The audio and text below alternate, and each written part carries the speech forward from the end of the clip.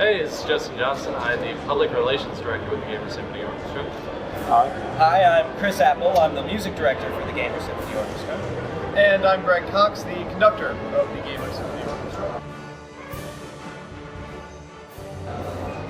Well, the Gamer Symphony Orchestra is now about 100 people at the University of Maryland, mostly undergraduate students, some grad students, and some community members as well, who have gotten together to arrange and perform video game music for a full orchestra and choir. Currently we have about 70 to 75 instrumentalists and 20 to 25 singers, and looking to keep that up for the foreseeable future. Chris, what's your take on it? Well, it's all of what Greg said. It's also a sanctuary for gamers. It's kind of like the pot of gold at the end of the rainbow for all the kids who were bullied in high school, didn't have anyone to share their gamer nerdy culture with. It's a place where we can express ourselves. It's a place where we can realize our dreams. Like, I didn't think I'd have an orchestra willing to play any of the music I arranged until I found the GSO. So it's a place where we can make some of these dreams come true. It's a place where you can hang out and have fun with your friends. Justin, and you're from the PR side. You got it. Well, one of the things I like to plug about the GSO is that it's not just there's a performing group side to it, but there's also, like Chris said, a very strong social side to it. The University of Maryland really prides itself on having a very diverse student body, and one of those groups that's sadly not represented as well is the gamer group. That is something the Gamer Symphony Orchestra does. A lot of our members are in other bands, and they're in bands that are more affiliated with the School of Music, a little bit more official.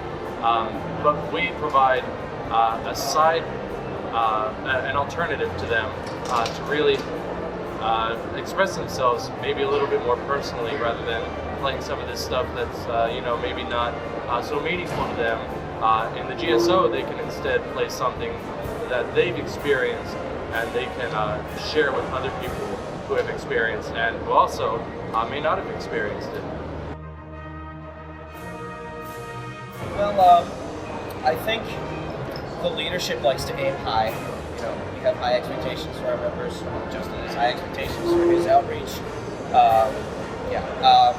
And I think that after we kind of coerce the members into achieving something great, they look back and they say, "Oh my gosh, I can actually do this, and we can aim higher the next time." And we just sort of take off that way and keep going beyond what we've done the last time, and that lets us slowly get bigger and bigger. I love the makeup of the GSO because it's so diverse. I have to say maybe 25% hardcore gamers, 50% casual gamers, and 25% not really gamers at all. Very, very light gamers, low casual gamers. But beyond that, we've got a pretty even racial distribution. We have a very even gender distribution, which is what I really like. It's almost 50-50 men and women. It's very inviting to everybody. There's an atmosphere of tolerance and acceptance, and it's really a positive atmosphere.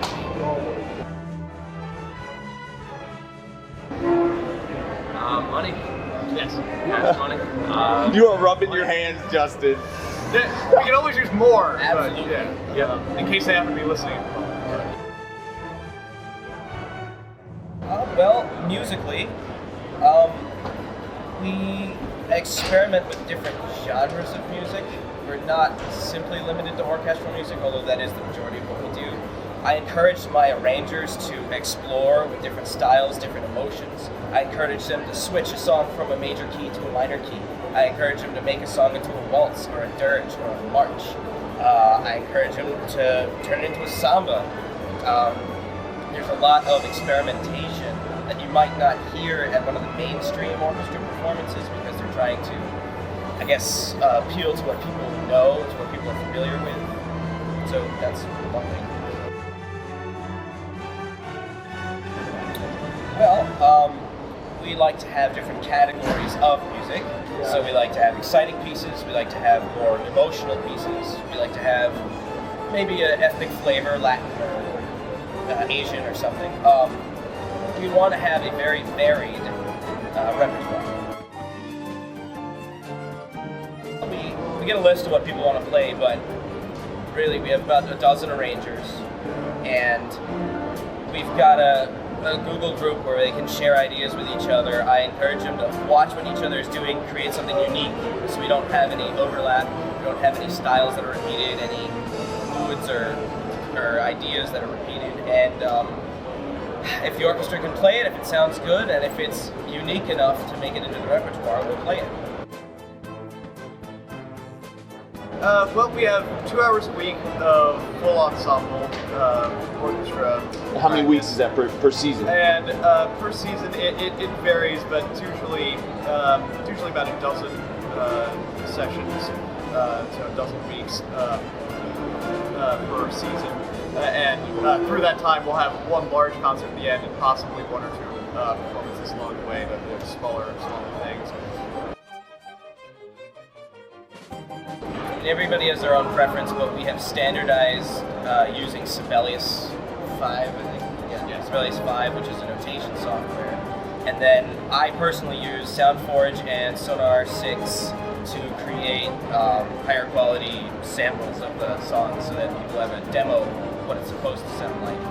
Some people just export MIDIs out of Sibelius. It was the Green Amnesia mix. That made me an OC Remix junkie. Disco Dan, yeah. And yeah, after that I was all over that website. Oh, what games do they have? Oh, they have this? Oh, this is great. So yeah, this must have been 4 or 5 years ago. Oh, awesome. It's awesome. Our fall 2007 concert, it was the first concert that included the chorus, and it was, so beyond just having more bodies on stage, I felt it was also the first concert where we'd existed by that point for about, really in the public eye, we'd existed for about a year, and so we had, by that point, really kind of reached musical level and the public awareness level to really have just a really great interaction between the players and the audience. And I mean, that's really always what we're striving for, to get that kind of feedback loop of energy between performers and audience. And so that was for me kind of the turning point for the GSO. First, I'll go with the Gamer Symphony Orchestra. We are at www.umd.gamersymphony.org. Point your browser to there right after we finish with this. We have recordings from our old concerts. Shortly, we will have recordings from our December 08 concert. If you look on YouTube, we are UMGSO Vids. UMGSO Vids is our YouTube channel. That is our official channel with videos from our concerts. We are also going to be on ocremix.org. That's right. That is going to be excellent. Myself, I'm the host of 8-Bit Radio on WMUC FM College Park. We are at WMUCradio.com. Facebook group is 8-Bit Radio. 8-Bit is hyphenated. I don't know if that's the correct spelling, but that's how I spell it. The Gamer Symphony Orchestra is also on Facebook. The Gamer Symphony Orchestra group. Join that, and you will get updates whenever we have an event. We were with the University of Maryland Gamer Symphony Orchestra with Greg Cox, Chris Apple, and Justin Johnston, and definitely check out their Portal arrangement, Portal remix of Jonathan Colton's Still Alive. It's called Live from Subject Hometown Here. You can check it out at OC Remix, of course, and we appreciate you guys submitting the arrangement because it's some awesome stuff. It's only our second live orchestral performance, in OCR history. So, thanks so much for interviewing with us, and definitely we look forward to more from the GSO. Thank you. Thanks for having us. And again, our personal invitation to all you people, if you can make it May 9th, University of Maryland Performing Arts Center, Deckelbaum Theater. Admission is free, so bring everybody you know. Everybody. Bring your mom. She will like it. My mom likes it.